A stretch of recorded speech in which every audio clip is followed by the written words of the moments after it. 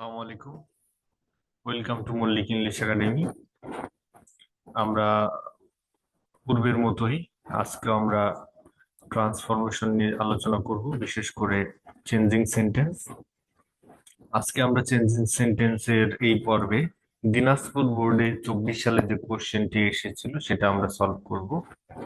তাহলে চলুন দেরি না করে শুরু করা যাক। দিনাজপুর বোর্ডের প্রথম যে কোশ্চেনটি ছিল, এটা a journey by train is always enjoyable. Okay, এটাকে নেগেটিভ করতে হবে। তো আমরা জানি যখন নেগেটিভ এ রূপান্তর করব, অর্থাৎ আমরা অ্যাফার্মেটিভ থেকে যখন নেগেটিভে করব, তখন যদি দেখি বাক্যে অলওয়েজ আছে, সেক্ষেত্রে আমরা অলওয়েজ এর পরিবর্তে নেভার লিখব। এবং এখানে যে অ্যাডজেক্টিভ, ভার্ব অথবা অ্যাডভার্ব অথবা নাউন, এই পার্ট অফ স্পিচ গুলোর বিপরীত শব্দ লিখবো। অর্থাৎ এনজয়েবল আছে, সেটার বিপরীত হচ্ছে বোরিং অথবা আনপ্লিজেন্ট। ওকে, অথবা মনোটোনাস। অর্থাৎ আমরা আনসারটি লিখবো, a journey by train is never unpleasant. Okay, next যে কোশ্চেনটা এসেছিল সেটি ছিল people are fond of a journey by train. এটাকে ইন্টারোগেটিভ করতে হবে। তো ইন্টারোগেটিভে রূপান্তর করার সময় আমাদেরকে প্রথমে দেখতে হবে বাক্যটি হ্যাঁ বোধক না না বোধক। তো আপনারা দেখতেই পাচ্ছেন বাক্যটা হ্যাঁ বোধক এবং এখানে অক্সিলারি ভার্ব আর দেওয়া আছে। তো আমরা শুরুতে আরএন্ট লিখবো। Aren't people fond of a journey by train. নেক্সটে যে কোশ্চেনটা দেখতে পাচ্ছেন, এটা লিখা আছে ইট ইজ নট আনপ্লিজেন্ট। এটাকে অ্যাফার্মেটিভ করতে হবে। তো যখন আমরা নেগেটিভ থেকে অ্যাফার্মেটিভে রূপান্তর করব, আমরা বিপরীত ভাবে যাব। অর্থাৎ আমরা এখানে যে নটটা আছে সেই নটটা বাদ দিব, এন্ড এখানে যে অ্যাডজেক্টিভ বা যে নাউন আছে সেগুলোর আমরা বিপরীত শব্দ লিখবো। যেমন দেখতে পাচ্ছেন ইট ইজ নট আনপ্লিজেন্ট, অর্থাৎ এটা অ্যাফার্মেটিভ লিখলে হবে ইট ইজ প্লিজেন্ট। আনপ্লিজেন্ট এর বিপরীত শব্দ আমাদেরকে লিখতে হবে। নেক্সট যে কোশ্চেনটা এসেছিল সেটি হচ্ছে when a man makes a journey by train he can enjoy natural scenery. এই বাক্যটা কমপ্লেক্সে আছে। আমরা কিভাবে বুঝলাম বাক্যটি কমপ্লেক্সে আছে? দেখুন এখানে দুটা ক্লজ আছে। অর্থাৎ যদি কোনো সেন্টেন্স কমপ্লেক্স সেন্টেন্স হয়, সেখানে দুটা ক্লজ থাকে, একটা সাবঅর্ডিনেট ক্লজ, একটা মেইন ক্লজ। তো যেমনটা দেখতে পাচ্ছেন, when a man makes a journey by train, এটা হচ্ছে একটা subordinate clause. And he can enjoy natural scenery, এটা হচ্ছে একটা মেইন ক্লজ। তো আমাদের যে কাজটা, আমাদের এখানে সাবঅর্ডিনেট ক্লজকে আমরা মূলত একটা ফ্রেজে রূপান্তর করব। অর্থাৎ এটা ওয়েন দ্বারা সময় বোঝানো হয়, এর জন্য আমরা লিখেছি during a journey by train. হ্যাঁ, ওয়েন আ ম্যান মেক্স, এটা একটা টাইম ইন্ডিকেট করতেছে। তো দ্যাটস ওয়াই আমরা এটাকে কিভাবে লিখলাম, during a journey by train. এটা হচ্ছে সাবঅর্ডিনেট ক্লজকে আমরা ফ্রেজে রূপান্তর করে ফেললাম। এন্ড বাকি যে অংশ আছে সেটা আমরা লিখে দিব। বাট এখানে একটা ব্যাপার আপনি লক্ষ্য করছেন, হি রয়েছে। হিটা কি? হিটা হচ্ছে একটা প্রোনাউন। কার পরিবর্তে হয়েছিল? আ ম্যান এর পরিবর্তে হয়েছিল। অর্থাৎ হি এর পরিবর্তে আমরা ম্যান লিখব।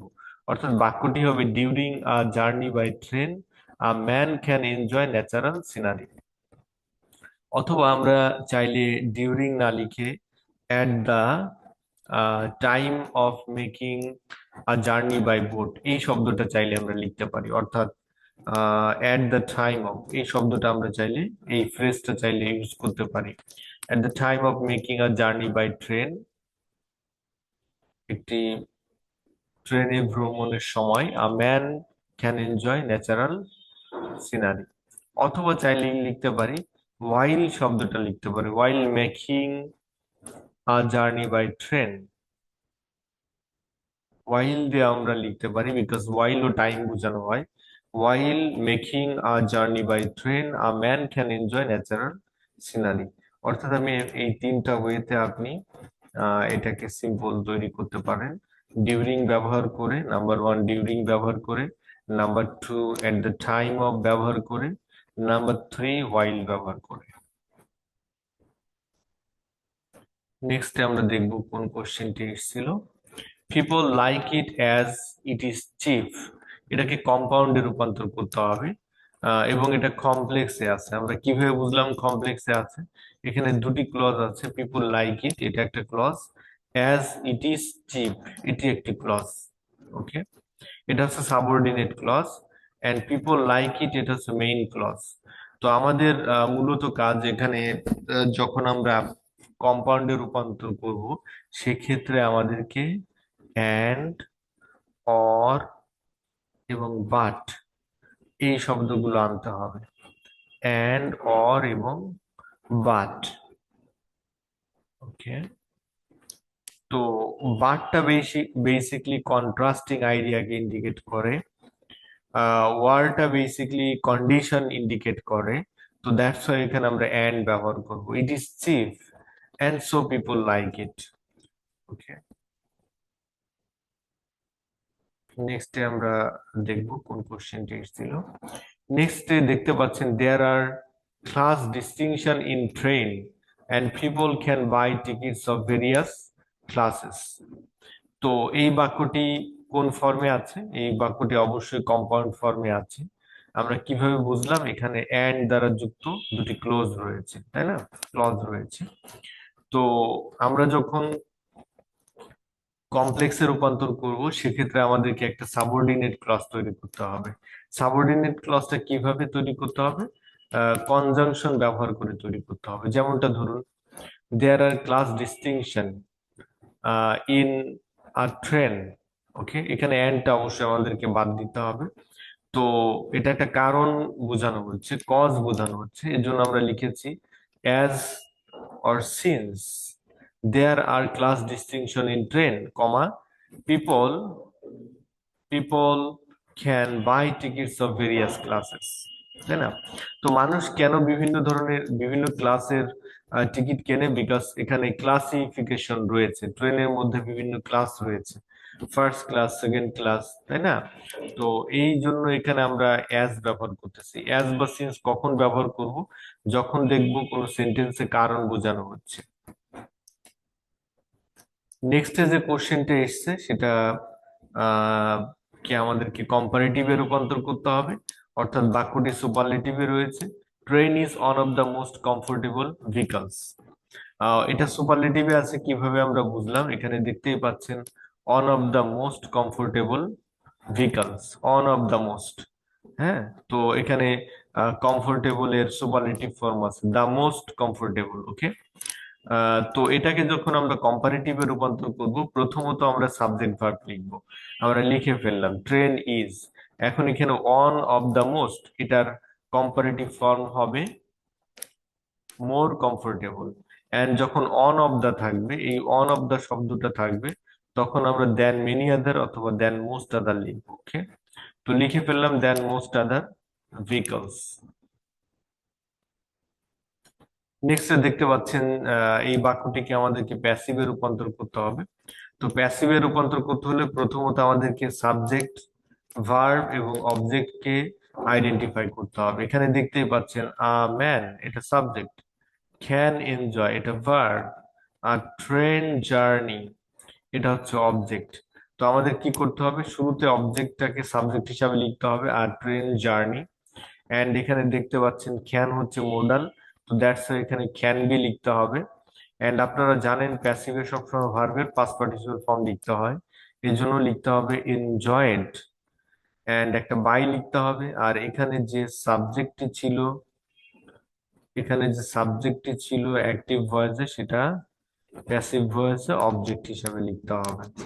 অর্থাৎ আমরা বাক্যটি পেলাম আর train journey can be enjoyed by a man. Next যে কোশ্চেনটা দেখতে পাচ্ছেন আই নাম্বারে, এখানে বলা হচ্ছে it was introduced by British, অর্থাৎ এখানে ইটটা হচ্ছে সাবজেক্ট।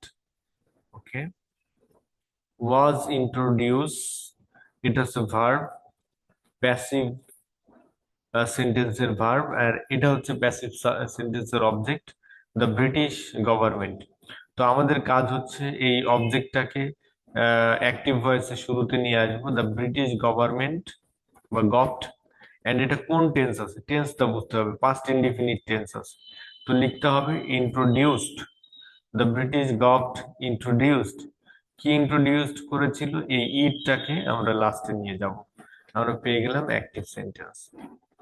এন্ড লাস্ট কোশ্চেনে যেটা বলা হচ্ছে আর train journey is very safe exclamatory. তো এখানে যেহেতু এ বা এন নেই, আমরা হাউ দিয়ে বাক্যটা শুরু করব, অর্থাৎ শুরুতে হাউ লিখবো এন্ড পরবর্তীতে আমরা অ্যাডজেক্টিভটা লিখবো, অর্থাৎ হাউ সেফ। এন্ড এখন আমাদেরকে সাবজেক্ট ভার্ব লিখতে হবে। আর ট্রেন জার্নি ইজ আমরা লিখে ফেললাম, আর ট্রেন জার্নি ইজ। এন্ড সর্বশেষে আমাদেরকে অবশ্যই একটা এক্সক্লেমেটরি মার্কস দিতে হবে। তো এই ছিল আমাদের দিনাজপুর বোর্ডের 24 সালের question. I hope you all understand. তো আমার এই কন্টেন্ট গুলো আপনাদের পছন্দ হলে অবশ্যই আপনারা আমার চ্যানেলটিকে সাবস্ক্রাইব করবেন, লাইক দিবেন এন্ড কমেন্টস করবেন যে পরবর্তীতে কোন বিষয়গুলো নিয়ে আলোচনা করব। ধন্যবাদ সকলকে।